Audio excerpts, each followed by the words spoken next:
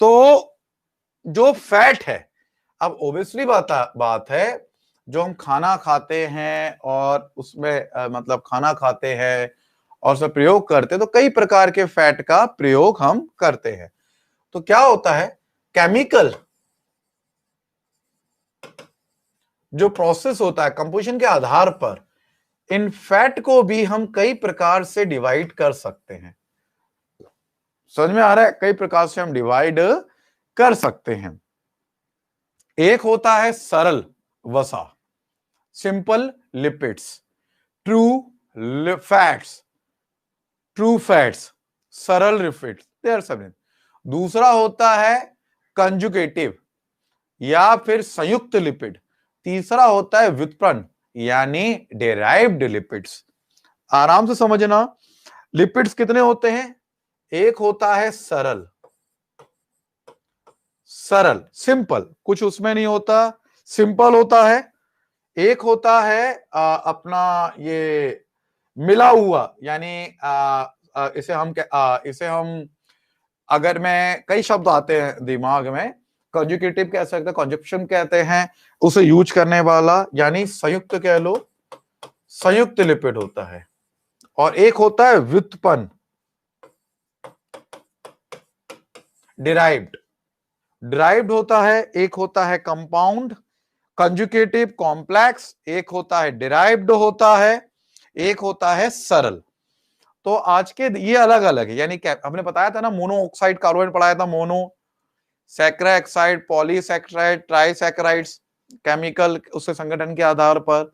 इसी प्रकार जो वसा होता है, वसा का भी तीन अलग अलग प्रकार होते हैं, सिंपल, कंपाउंड एंड डिराइव्ड। ठीक है, आज के दिन हम सरल कर लें, यही हमारे लिए बड़ी बात है। सरल भी बहुत खतरनाक होता है। चलिए, तो सरल लिपिड्स है क्या? सिंपल,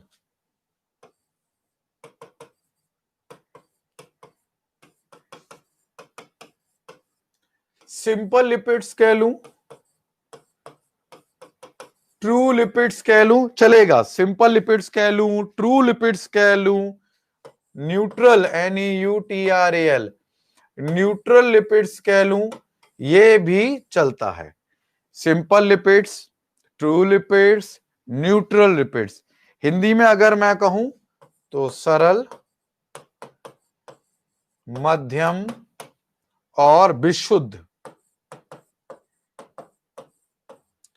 वसाएं।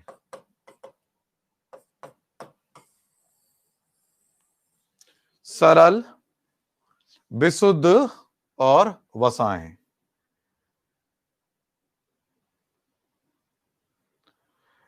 ये नेहा का नहीं आया था रिप्लाई, नेहा देख नहीं रही क्या? चलो ठीक है, ये हो गया, हमारे तीन हो गए, सरल, मध्यम, जल में अघुलनशील, हाइड्रोफोबिक मयूरी मतलब जल में अघुलनशील। ठीक है, चलो अब आते हैं हमारे सरल। दोस्तों समझना, ये तीन प्रकार के लिपिड्स के एक ही नाम है, सरल कह लो, मध्यम कह लो, या फिर विशुद्ध वसाएं कह लो। ठीक है, बात एक ही। अभी मैं आपको कंपाउंड, कंजुगेटिव, कॉम्प्लेक्स की बात नहीं कर रहा, ना ड्राइव की बात कर रहा हूं, है ना। अभी मैं कर रहा हूं सिंपल। हम जो भोजन करते हैं दिनचर्या में, 95% जो मात्रा होती है, सभी का मिला के अगर मैं बात करूं तो 95% जो भोजन में वसा पाया जाता है, कोई प्रकार का वसा जो हम यूज करते हैं दैनिक लाइफ में, अपने शरीर के उपयोग में करते हैं, तो 95% जो वसा होता है वो होता है सरल वसा। ये ध्यान रखना, क्वेश्चन आया था हमारे भोज में। जो सरल वसा, यानी क्या कहेंगे हम सरल को? सिंपल लिपिड्स, जो होती है मात्रा वो क्या होती है हमारा? हाँ बेटा मयूरी, है ना। तो किसे बोलते हैं? 95% क्या होता है भोजन में? सरल वसा की मात्रा होती है। यानी जितना भी हम फैट है, जो मैंने अभी फैट आपको पढ़ाए, ठीक है ना, इन सभी फैट में जो भी होते हैं, इसमें 95% जो लिपिड्स होते हैं वो सरल लिपिड्स के ही बने होते हैं। ओके। अब बात आती है इनके जो अणु होते हैं, यानी छोटे छोटे जो मॉलिक्यूल्स होते हैं, अणु, सभी की कंपैरिजन अगर मैं बात करूं तो इनके जो अणु होते हैं वो साधारणतः बड़े बड़े होते हैं। इनके जो अणु यानी मॉलिक्यूल्स, बेटा, मॉलिक्यूल्स का जो आकार होता है, साइज होता है, वो बड़ा होता है, साधारणतः से बड़ा होता है, वो बड़ा होता है। एक एक नोट्स करते चलना, अभी मेरे संगी आप रट मारोगे, एक एक चीज आपको रट जाएगी, समझ में आया नहीं आ रहा? तो ये क्या करते हैं, इसमें जो साधारण होता है ये उनका आकार क्या होता है, वो बड़ा होता है।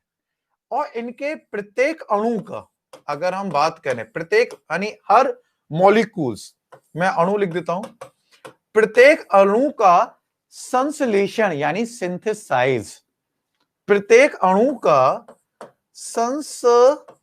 संश्लेषण, जो संश्लेषण होता है, ध्यान रखना, सिंथेसाइज मालूम है हम क्या करते हैं, मैंने बताया था आपको, कार्बोहाइड्रेट में भी बताया, जिन्होंने बच्चों ने पढ़ा होगा बहुत अच्छे से, कंडेंसेशन बताया था, हाइड्रेटेड सिंथेसाइज भी मैंने आपको बताया था। तो इनके जो साधारण कण होते हैं 95% होते हैं, इनके जो मॉलिक्यूल्स होते हैं वो बड़े बड़े बड़े बड़े बड़े होते हैं, ठीक है। प्रत्येक अणु का यानी हर एक किसका, सरल लिपिड्स का, हर एक मॉलिक्यूल्स का जो सिंथेसाइज होता है यानी संश्लेषण होता है वो ग्लिसरॉल में होता है, एक अणु का एक प्रकार का ग्लिसरॉल में होता है और 3 प्रकार के फैटी एसिड में होता है। अब आप कहोगे फैटी एसिड क्या है, तो एलिफैटिक फैटी एसिड कौन से, एलिफैटिक, मैं अभी अलग अलग बात नहीं कर रहा हूं, एलिफैटिक कार्बोलिक एसिड की बात कर रहा हूं। चलो आराम से करते हैं, बहुत आराम से समझाएंगे, एक एक चीज समझाओगे, जब तुम हाँ बोलोगे तभी आगे बढ़ेंगे, वरना हम बढ़ेंगे ही नहीं ससुरा, चाहे रात में निकल जाए। कल मेरे थोड़े से प्रॉब्लम आ गई थी मुंह में, अभी भी प्रॉब्लम है, I am unable to eat, मैं इस तरफ से खाना खा रहा हूं जो अल्सर्स हो गए थे ना, मैं इस तरफ से खाना खा रहा हूं। ओके, तो ये है, फैट सॉल्व नहीं हो रहा, डिसॉल्व नहीं हो रहा मेरी बॉडी में, इसलिए प्रॉब्लम हो गई मुझे। चलो, तो प्रत्येक अणु जो मॉलिक्यूल्स होता है उसका जो, समझ में आ रहा है इतना मैंने जो बताया है, या सुनो, प्रत्येक अणु का जो संश्लेषण होता है वो किसमें होता है, ग्लिसरॉल के एक ग्लिसरॉल के एक, ग्लिसरॉल की स्पेलिंग आप इंग्लिश मीडियम लिख लेना, GLYCEROL, ग्लिसरॉल, ग्लिसरॉल, ठीक है बेटा। ओके, तो ग्लिसरॉल का जो हमारा ग्लिसरॉल के एक, ग्लिसरॉल में एक हमारा होता है, ठीक है, ग्लिसरॉल में हमारा एक होता है, ठीक है, और फैटी एसिड में 3 होते हैं, और फैटी एसिड यानी वैसे तो एडिपोज टिश्यू में जमा होते जाते हैं ये फैटी एसिड, जो हमारा फैटी एसिड होता है उसमें 3 होते, प्लीज आप निकले ना, प्रत्येक अणु का जो संश्लेषण है वो ग्लिसरॉल के एक तथा वसीय अम्ल, हिंदी में कहूं वसीय अम्ल मतलब फैसिट एसिड के 3, फैसिट मतलब लिख लेना aliphatic, PHAT, aliphatic carboxylic acid, fatty acid मतलब मैं बात किसकी कर रहा हूं, एलिफैटिक कार्बोक्सिलिक एसिड की बात कर रहा हूं। 3 अणु इसमें, एक अणु ग्लिसरॉल में जो सरल लिपिड्स होते हैं उनके जो अणुओं का संश्लेषण होता है, उनके मॉलिक्यूल्स का जो सिंथेसाइज प्रोसेस होती है, एक अणु का जाता है हमारा ग्लिसरॉल में और अगले 3 हमारे जो सिंथेसाइज प्रोसेस में पार्टिसिपेट होता है वो होता है फैटी एसिड में। फैटी एसिड की मैं बात कर रहा हूं, एलिफैटिक कार्बोक्सिलिक एसिड की बात कर रहा हूं। ठीक है बेटा, क्लियर हो रहा है? क्लियर हो रहा है सभी का या नहीं हो रहा?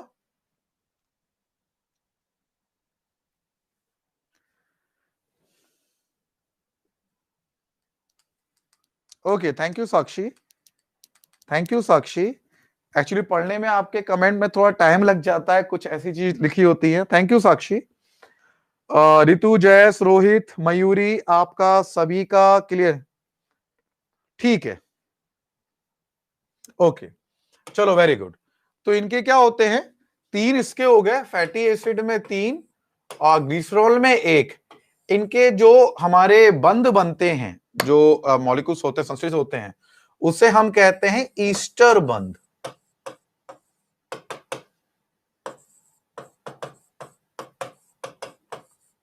ईस्टर बंध कहा जाता है।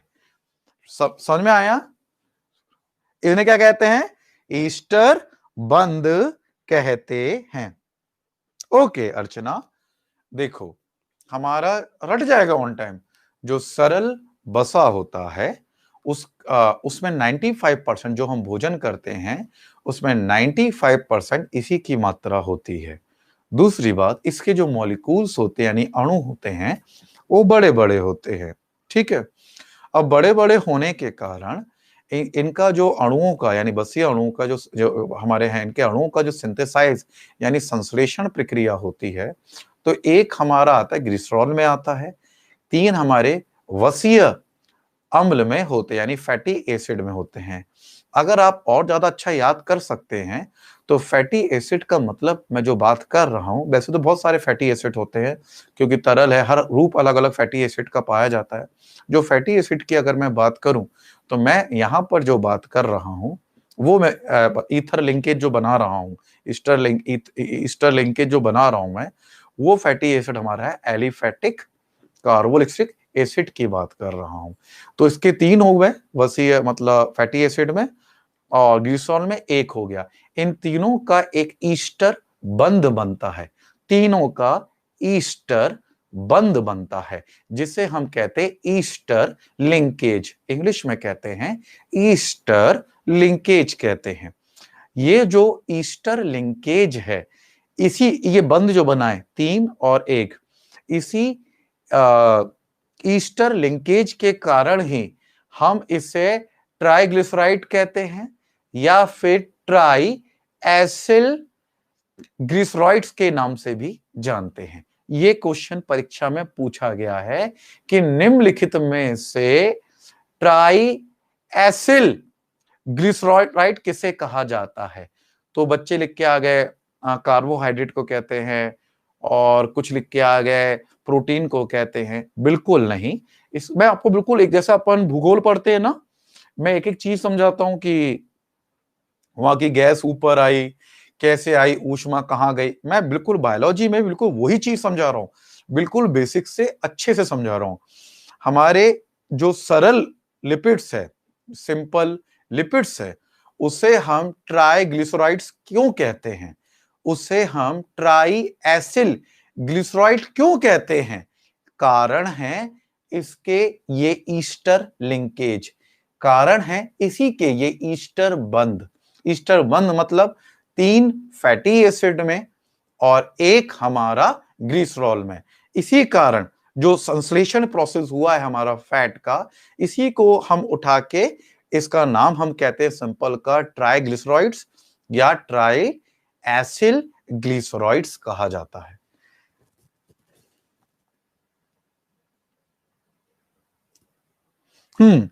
समझ में आ रहा है या नहीं आ रहा है, पहले ये बताओ।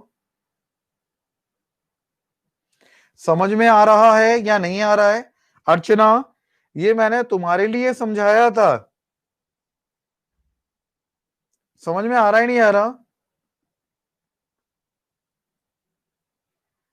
ओके, ठीक है। अब आप याद करो हम एक लिंक बना के चलते हैं। अगर आप याद करेंगे, कार्बोहाइड्रेट्स का जब हम हाइड्रेटेड कंडेंसेशन हाइड्रेटेड कर रहे थे, सिंथेसाइज कर रहे थे, तो एक अणु निकल गया था, एक अणु निकल गया था वाटर का, एक अणु निकल गया था, याद है? कार्बोहाइड्रेट्स में से एक वाटर मॉलिक्यूल निकल गया था, तो मैंने H2O फिर यहां लिखा था, अगर आपको याद होगा, C6H12O6 प्लस C6H12O6, है ना? तो हमने उसको जो डाइसैकेराइड्स को जो हमने वो मतलब जोड़ा था, तो हमने बताया था C6H22, बताया था नहीं बताया था? H2O निकल गया था, तो O11 बताया था प्लस H2O। तो यहां पर भी जब हम ये संगहन संश्लेषण की प्रोसेस करते हैं, संगहन संश्लेषण यानी कंडेंसेशन सिंथेसाइज की प्रोसेस करते हैं, तो वहां पर एक वाटर का मॉलिक्यूल्स लीप कर जाता था, यहां पर 3 वाटर के मॉलिक्यूल्स लीप कर जाते हैं। ठीक है बेटा, यहां पर 3 जल के अणु निकल जाते हैं, निकल जाते हैं। इसी को हम कहते हैं condensation synthesize process, condensation synthesize process.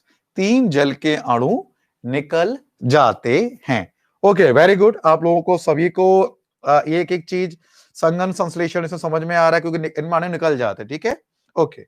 अब दोस्तों क्या होता है, कभी कभी एक सिंपल सा क्वेश्चन बन जाता है। क्वेश्चन क्या बन जाता है कि निम्नलिखित में से कुछ दे देते हैं, पूछते हैं निम्नलिखित में से कौन सा वसा का प्रकार नहीं है, फैट का टाइप ऑफ फैट नहीं है।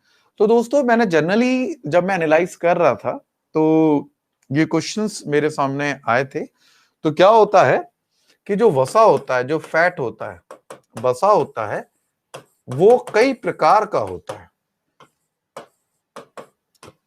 जो वसा होता है वो कई प्रकार का होता है। तो उसमें से 3 ये नाम मरते मरतान तक भी नहीं भूलना तुम, सच बताएं तो, अगर परीक्षा की दृष्टि से देखा जाए तो। एक है हमारा पामिटिक, दूसरा है ऑलिक, और तीसरा है स्ट्यूरिक। ध्यान रखना, आप चाहें तो नोट कर लीजिए, पामिटिक, पामिटिक, दूसरा है ऑलिक, और तीसरा है हमारा स्ट्यूरिक।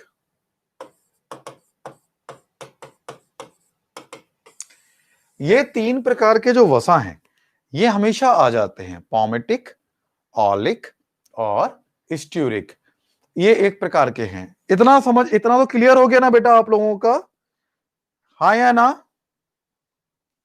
चलो, तो ये ध्यान रखना कि जब हम वसा बना रहे हैं तो उसमें एक समान मॉलिक्यूल्स भी हो सकते हैं।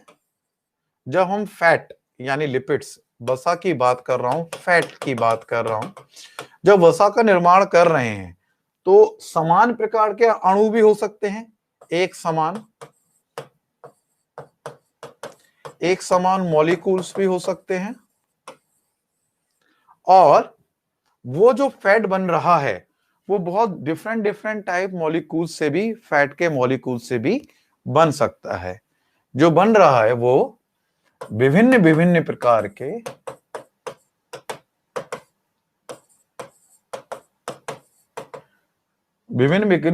के वसा अणुओं से भी बन सकता है। आप ये नहीं कहोगे कि देखो, बच्चे डायरेक्टली बात करते हैं सैचुरेटेड, अनसैचुरेटेड, वो तो एक डिफरेंट चीज है, वो बहुत छोटी चीज है। हमें जब जाना है, फैट के बारे में जान रहे हैं, तो हमें हर चीज को उसके बारे में जानना जरूरी है कि वो है क्या, किस प्रकार उसका वर्किंग है, क्या होता क्या है, क्या कंपोजिशन है। Directly we can not talk संतृप्त और असंतृप्त, ठीक है। संतृप्त असंतृप्त इसी पे होता है। आप ज्यादातर पादपों को असंतृप्त में रख देते हैं और जो एनिमल के फैट होते हैं वो संतृप्त में आ जाते हैं। लेकिन उनके पीछे कारण क्या है, उनमें क्या मिलाते हैं कि संतृप्त को असंतृप्त को संतृप्त में परिवर्तित करके प्रयोग किया जा सके। बहुत सारे क्वेश्चन है यार, क्यों दिल का दौड़े पड़ जाते हैं बसा। तो एक क्वेश्चन पूछूंगा अभी आपसे, मैं बहुत अच्छी है जो when I was reading this, ये 3 दिन पहले की बात है, तो बीमारी निकल के आई थी, मैं पेपर को देख रहा था तब, तो ये बीमारी निकल के आई थी, तो उसके बारे में मैं चर्चा करूंगा आपसे, ठीक है। चलिए, तो ये तो समझ में आ गया, इतना तो क्लियर है कि हमारा यस और नो, बच्चों यस और नो, ठीक है ना। तो ये अलग अलग विभिन्न प्रकार के होते हैं। नाम रिपीट कर दूं, किसके, लिखो, पामिटिक, जयश, पामिटिक, पामिटिक, दूसरा नाम है ऑलिक, ऑलिक, और तीसरा नाम है स्ट्यूरिक, स्ट्यूरिक, तीसरा नाम है स्ट्यूरिक, ठीक है जयेश बेटा।